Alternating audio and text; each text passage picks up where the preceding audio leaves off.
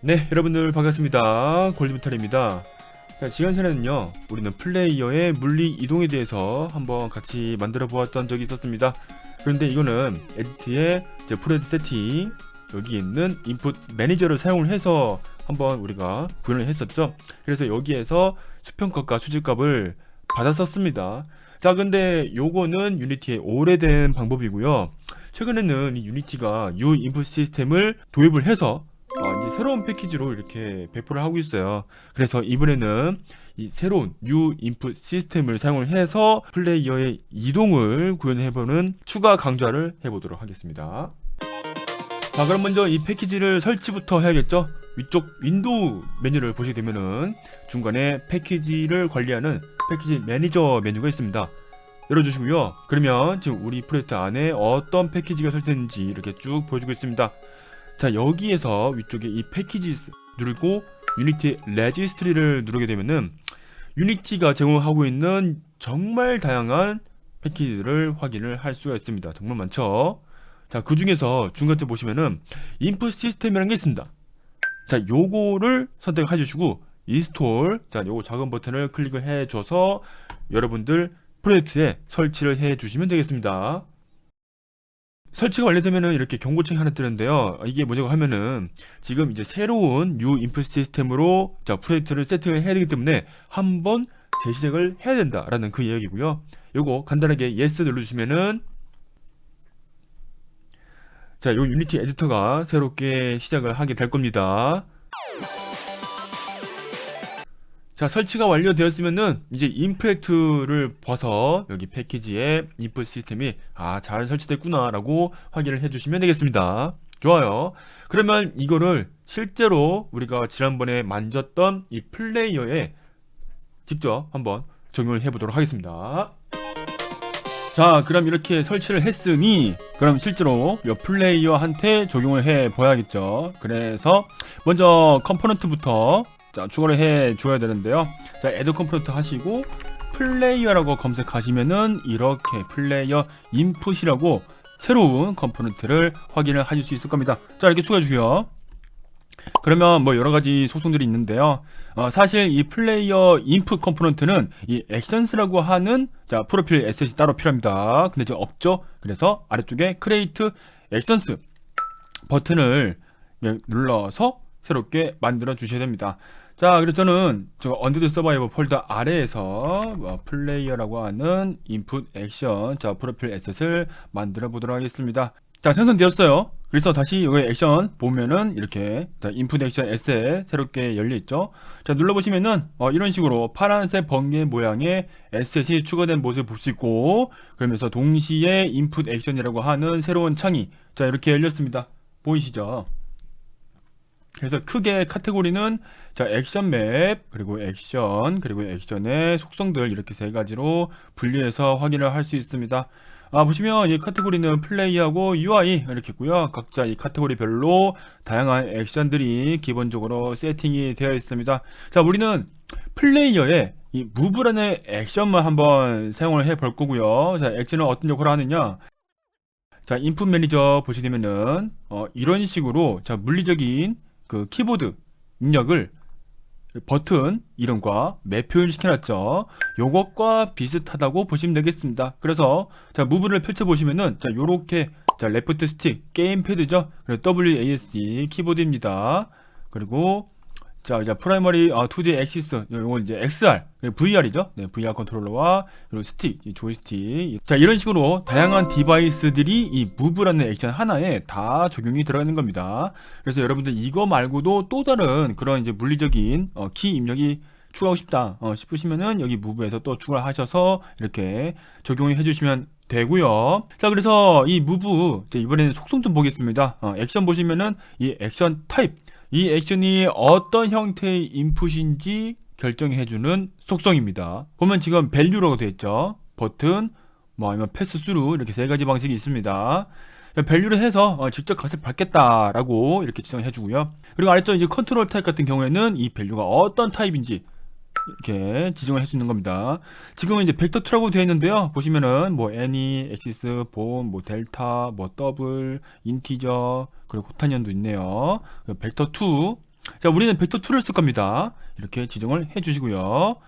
그리고 아래쪽에 자, 이 인터랙션은 사용자가 어떻게 행동을 할 때 작동되느냐, 자, 그거를 결정하는 속성입니다. 플러스 눌러볼게요. 그러면 홀드, 프레스, 슬로우 탭, 탭 이렇게 4가지 방식을 지원을 해주고 있습니다. 원래는 이 액션이 실행되는 때는 딱 2가지입니다. 값이 변할 때입니다. 그래서 눌렀다 뗐다 거기에만 이제 타이밍이 들어가는데요. 그거를 이걸로 바꿀 수 있다는 것이죠. 네, 그냥 프레스 눌러보시면은 요건 약간 온 이제 버튼 다운과 비슷한 겁니다. 찰나의 그 순간 요것만 이제 하는 거고요. 요건 이제 이렇게 또 지울 수도 있고요.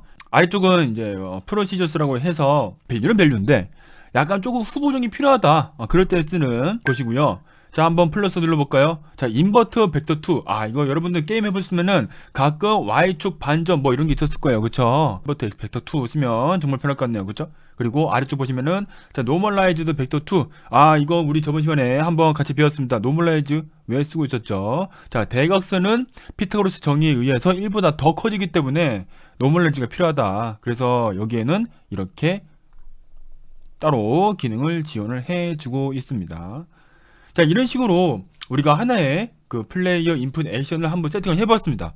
해도 가자 하면은 요거는 따로 여러분께서 꼭 저장을 해 주셔야 됩니다. 그래서 위쪽에 Save Asset 버튼이 있습니다. 요거 눌러주시고요. 자, 매번 바꿀 때마다 귀찮다 싶으신 분은 저 우측에 보시면 오토 세이브라는 게 있습니다.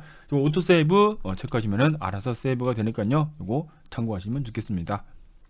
네, 이렇게 해서 자, 인풋 액션 에셋 어떻게 세팅을 하는지 간단하게 한번 살펴보았고요. 그러면 이것들을 토대로 해서 실제로 우리가 작성을 했던 이 플레이어 제 스크립트에서 직접 적용을 해보는 시간도 가져보도록 하겠습니다. 스크립트에서 먼저 해야 할 거는 바로 네임스페이스를 새롭게 추가하는 것입니다. 그래서 위쪽에 하나 제가 유징해서 유니티 엔진을 복사해서 붙여넣겠습니다. 그리고 점 붙이시고요. 그러면 이 유니티 엔진에서 제공을 하고 있는 여러가지 네임스페이스들이 쭉 있는데요.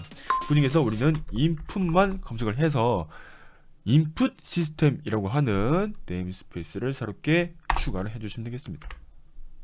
그리고 업데이트에 기존에 있던 방식, 자, input get access를 사용해 주시는데요. 요거 과감하게 삭제해 주십시오. 세상에. 그러면 이제 어떻게 우리가 입력값을 받지요? 다시 돌아가서 인스펙터에 있는 이 input, 자, 저걸 보시면 되겠습니다. 보시면 이 behavior 아래에 여기에서 지원하고 있는 다양한 함수들을 볼 수 있는데요. 우리가 move를 쓴댔죠? 그 move 앞에다가 on만 붙여서 onmove라고 하는 함수가 지금 이렇게 있어요. 이거를 사용을 해주시면 되겠습니다. 자, 확인했고요. 다시 스크립트로 돌아가 와서 그러면 void on move라고 하면 되겠네. 자, 대소문자 주의해 주시고요. 그리고 한 가지 아쉬운 점은 이거는 자동 완성이 되지 않습니다. 이 점 꼭 확인을 해 주시고요. 그래서 이렇게 한 칸 띄었다가 다시 돌아와서 가로 열고 닫고 중괄호도 열고 닫고 이렇게 해서 하나의 함수를 만들어 주면 되겠습니다. 이 함수에서 우리가 입력하고 있는 값을 이렇게 인자값으로 받아오는데요. 그럼 매개변 수를 input 값을 선언해야 되거든요. 그래서 input vel 이라고 치면은 input value라고 있습니다. 보시면 unity engine input system input value 되어 있죠. 네. 자, 이런 타입이 있고요. 그래서 저는 value라고 하는 자, 매개변수로 새롭게 하나 만들어 보았습니다. 그럼 이거를 저번 시간에 만들어 놓았던 input 벡터 변수에다가 넣어 줘야겠죠. 그래서 이거를 그대로 복사해서 붙여 넣어 주시고요. 똑같이 하겠습니다. value 이렇게 하면 될까요? 안 됩니다. 아직까지는 타입이 다르죠. 여기는 벡터2, 여기는 input value. 그래서 어떻게 하느냐? value에서 점 찍고 자, get이라고 하는 함수가 있습니다. 가져올게요. 근데 get 컴포넌트처럼 꺽쇠로 열고 닫고가 있고요. 함수기 때문에 소괄호도 열고 닫고 해주셔야 합니다. 그리고 당연하게도 이 꺽쇠 안쪽에다가 우리가 받고 싶은 타입 뭐였죠? 우리가 프로파일에서 지정했던 벡터2였죠. 그래서 벡터2를 그대로 가져와 주시면 되겠습니다. 좋아요. 이렇게 해서 저장을 해주시면 되겠습니다. 간단하죠? 이 한 줄로 완성이 되었습니다. 자, 그리고 지금 여기에서는 노멀라이즈드를 이미 사용을 하고 있기 때문에 사실상 여기에서 노멀라이즈드는 빼도 됩니다. 얼마나 편해요. 좋습니다. 자, 이렇게 해서 한번 쭉 저장을 해 주시고요. 나가봐서 한번 직접 테스트를 해보도록 하겠습니다. 자, 플레이 선택하고 이 플레이어 인풋 직접 확인을 해 보면서 테스트 해보도록 하겠습니다. 자, 움직여 볼게요. 뚜뚜뚜뚜뚜. 자, 잘 움직이고 있네요. 그쵸? 그리고 무엇보다 이 대각선 이동하면은, 자, 인풋 벡터 보이십니까? 자, X축과 Y축 값이 1이 아니고 이렇게 살짝 조금, 자, 노멀라이즈 된 값으로, 자, 축소된 것을 확인을 할 수가 있습니다. 자, 이렇게 해서 뉴 인풋 시스템을 사용한, 자, 플레이어 움직임, 자, 한번 같이 구현해 봤고요. 자, 그 다음 시간에는 플레이어 애니메이션에 대해서 같이 한번 또 재밌게 만들어 보는 시간 가져보도록 하겠습니다. 감사합니다.